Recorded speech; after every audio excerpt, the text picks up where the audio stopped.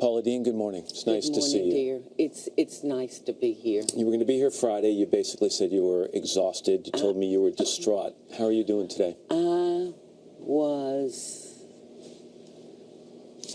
It's hard for me to even find the word, Matt, that I was feeling. I was just overwhelmed. I was in a state of shock. Still? Somewhat, yes, because there's been some very, very hurtful lies said about me. I want to get to specifics in a second, Paula. The difference between Friday and now is really on the business side of things. Yes. Food Network, let me just say, Food Network says no more. Smithfield Foods said they're severing ties with you. QVC, a big partner of yours, is weighing their options. Do you think you've been treated fairly by your business partners? They, let me say this, before we even get into that. The main reason I am here today, Matt, is it's important to me that I tell you and everyone out there what I believe and how I live my life. I believe that every creature on this earth, every one of God's creatures was created equal. No matter who you choose to go to bed at night with, no matter what church you go to pray, I believe that everyone should be treated equal. And that's the way I was raised, and that's the way I live my life. One of the headlines I read, Paula, said that there, said millions of dollars at stake for Paula Deen in today's show interview. So are you here to express what you just said, or are you here to stop the financial bleeding? I am here today because I want people to know who I am, and people that have worked beside me, have walked beside me, know what kind of person I am. And I'm so distressed that people I've never heard of are all of a sudden experts on who I am. And you know what distresses me the very most, Matt? Their words are being given weight.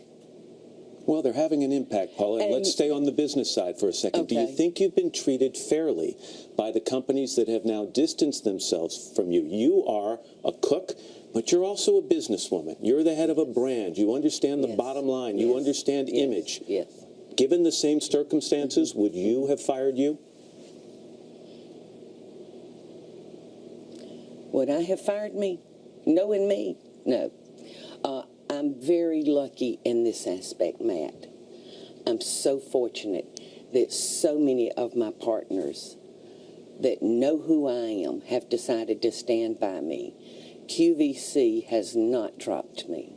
They say they're weighing their options. Well, there's only two that has dropped me. And I am so very thankful for the partners that I have that believe in me. Right now, as we sit here, it seems to me an informal jury of your peers and your fans and your critics and your business associates are weighing the question, is Paula Deen a racist? So I'll ask it to you bluntly. Are you a racist? No. No, I'm not. By birth, by choice, by osmosis, you don't feel you have racist tendencies? No. As a child, I was raised in a home that my father tolerated bad grades. He would tolerate maybe me breaking a curfew. But he told me, he said, girl, if I ever find out that you have behaved in a way where you think you're better than others or have been unkind, your butt is going to be mine. All right, but you raised your right hand. Yes, I did. And you swore under oath that you have used a word that is the most offensive word you can use to describe an African American. And you've talked about this wedding you wanted to plan, that plantation-style wedding, whether you use the N-word or not. So how does someone use the N-word, whether in anger or in a joke or in private, the most offensive word to African Americans, and not be considered a racist? Yes. The day I used that word, it was a world ago. It was 30 years ago. I had had a gun put to my head, a shaking gun.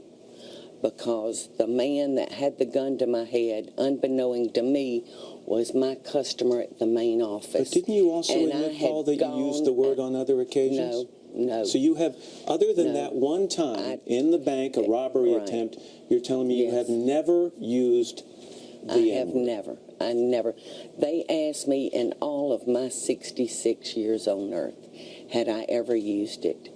That man was so frightened that day he put the gun to my head because he was a customer at the main office. He was later caught. And I had gone out on a limb for him and gotten him alone, and he was frightened that I was going to recognize him. So reports that you were asked in that deposition whether you had used the N-word on other occasions and said probably or of course are inaccurate? No. I answered the question truthfully. So you have never used the N-word other than that one occasion? No, it's just not a part of who we are. Let me ask you about this part of the deposition. You were asked whether using the N-word in telling a joke was hurtful, and you said, quote, "I don't know, most jokes are about Jewish people, rednecks, black folks.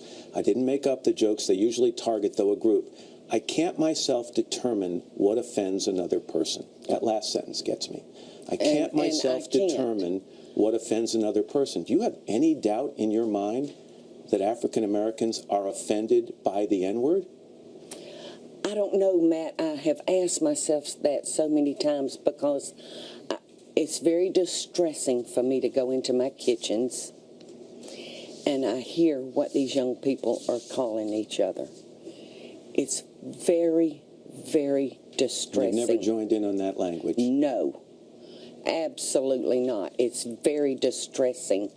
It's very distressing for me because I think that for this problem to be worked on, that these young people are going to have to take control and start showing respect for each other and not throwing that word at each other. It makes my skin crawl. I want to read you something that Columbia professor John McWhorter wrote for Time Magazine's website. He is, by the way, African American. Mm-hmm. He wrote, "People of Dean's generation can neither change the past nor completely escape their roots in it, any more than the rest of us. They can apologize and mean it, as Dean seems to. Mm-hmm. They also deserve credit for owning up to past sins, as Dean did candidly, when she could have easily, shall we say, whitewashed the matter." Mm-hmm. Do you ever wish, Paula, that when you raised your right hand and swore to tell the truth in that deposition, that you'd fudged the truth? You wouldn't have been the first person who ever lied under oath. Given the fallout that you've seen over the last week, do you ever wish you'd fudged the truth? No, because there's a couple of kinds of people that I don't like, that I am prejudiced against, Matt, and that's thieves and liars. And I'll tell you a conversation that I had with my 7-year-old grandson the other day. He had spent the night with me and I allowed him to stay up later than his bedtime. And I said, "Jack, honey, you got Guinea in trouble with Mommy and Daddy when you told them that I had let you stay up late." And he was playing with my iPad and he put that iPad down and he looked up at me and he said, "Guinea, I don't tell lies." That's how I raised my children. That's how I was raised. And that's how my grandchildren are being raised. And I know, as well as I'm sitting here with you, I know how I treat people. I know my love for people. And I'm not going to sit here and tell everything that I have done for people of color. I'm not going to do it. Somebody else can tell that. There are a lot of people who've shown up at your restaurant in Savannah to support you. The lines have grown. They've gone to Twitter. They've shown their support for you there. Some have called for a boycott of the Food Network for the way they have dealt with you. I don't want that. Is your salvation in that core group of fans? Can you rely on your base and focus, to use a political term, on that base and survive this? I think that we can never underestimate the power of those voices, because these people who have met me and know me and love me, they're as angry as the people are that are reading these stories that are lies. These people reading the stories that don't know me, they don't know they're not lies. They have no idea. So they are angry. And on that same coin, the people that know me, they're just as angry.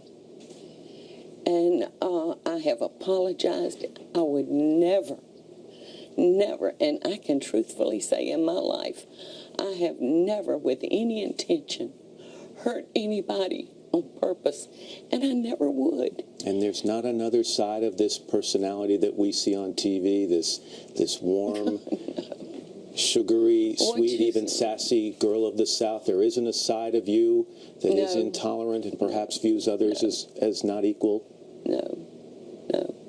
You know, no. What you see is what you get. I'm not an actress. I'm heartbroken. I'm thankful for my partners. Heartbroken? Why? Heartbroken for yourself or your family? I've had to hold friends in my arms while they've sobbed because they know what's being said about me. It's not true. And I'm having to comfort them and tell them it's going to be all right. If God got us to it, He'll get us through it. I've had wonderful support from Reverend Jackson. I've had wonderful support. And I tell you what, if there's anyone out there that has never said something that they wish they could take back, if you're out there, please pick up that stone and throw it so hard in my head that it kills me. Please, I want to meet you. I want to meet you. I is what I is, and I'm not changing. And there's someone evil out there that saw what I had worked for, and they wanted it. Let's end it on that. Paula Deen, thanks for being here this morning. I appreciate it. Thank you for having me, Matt. It means a lot to me, and it feels so strange to come to this wonderful, happy place where I've always come so happy, and I have these people believe these horrible, horrible lies when all you have to do is ask the people around me. Paula Deen. Because I live my life the way I believe. And like I said, if you've never committed a sin, please pick up that rock, pick up that boulder, and hit me as hard as you can. We'll end it there. Paula Deen, thank you. And we're back right after this.